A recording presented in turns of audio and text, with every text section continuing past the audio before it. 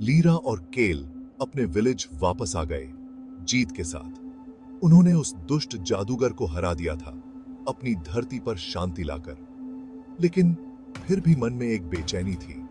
फुसफुसाते जंगल, जो कभी शांति का प्रतीक हुआ करते थे, अब ठंडे और खतरनाक लग रहे थे।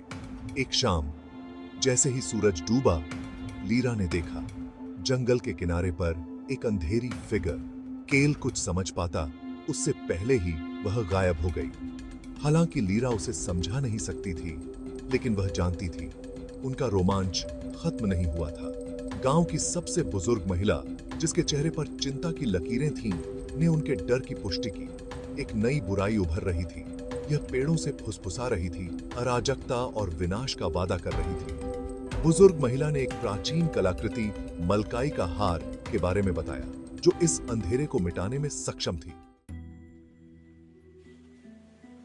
उनकी यात्रा एक अशुभ एहसास के साथ शुरू हुई।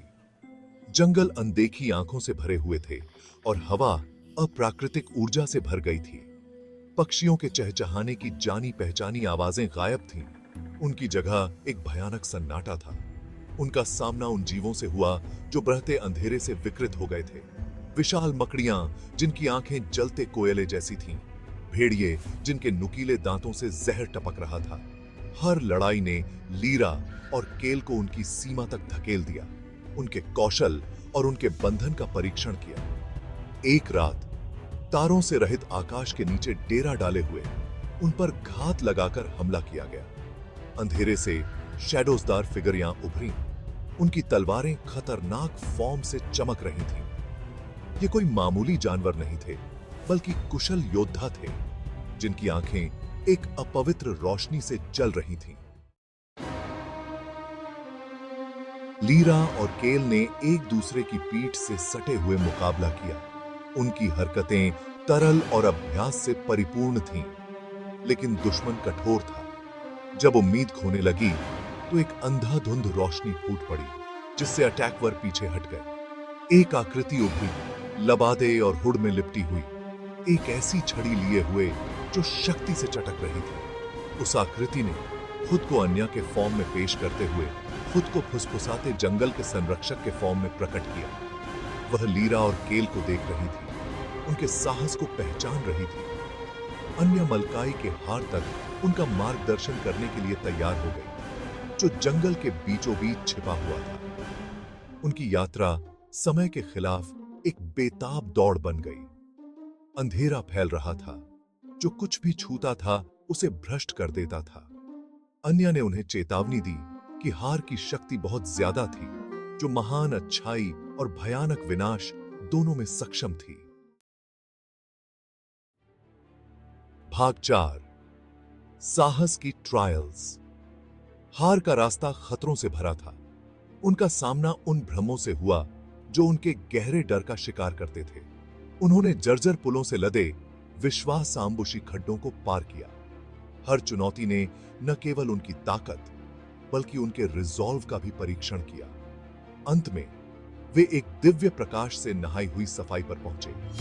उसके केंद्र में एक प्राचीन वृक्ष खड़ा था, जिसकी ब्रांचें आकाश की ओर पहुंच रही थीं। इसकी सबसे ऊंची शाखा से मलकाई का हार लटका हुआ था, जो टिमटिमाते पत्थरों की एक श्रृंखला थी, जो एक आंतरिक आग के साथ धड़क रही थी।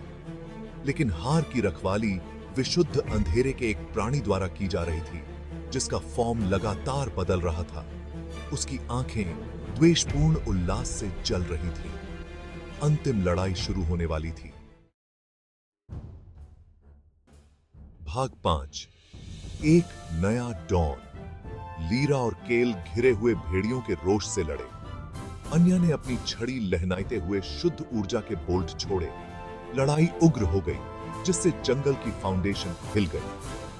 अंत में अपनी सारी शक्ति को एकत्रित करते हुए उन्होंने उस प्राणी पर प्रहार किया। जैसे ही वह गायब हुआ, जंगल में शांति की लहर दौड़ गई। भोर की कोमल रोशनी ने अंधेरे की जगह ले ली। लीरा ने श्रद्धा के साथ मलकाई का हार ले लिया। उसकी गर्माहट उसमें से निकल रही थी। हार को अपने कब्जे में लेकर वे अपने गांव लौट आए, जहां उनका नायकों के फॉर्म में स्वागत किया गया।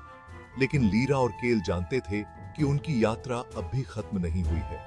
जब तक बुराई साए में छिपी रहेगी, वे वहां रहेंगे, शांति के रक्षक, हमेशा के लिए फुसफुसाते जंगल से बंधे रहेंगे।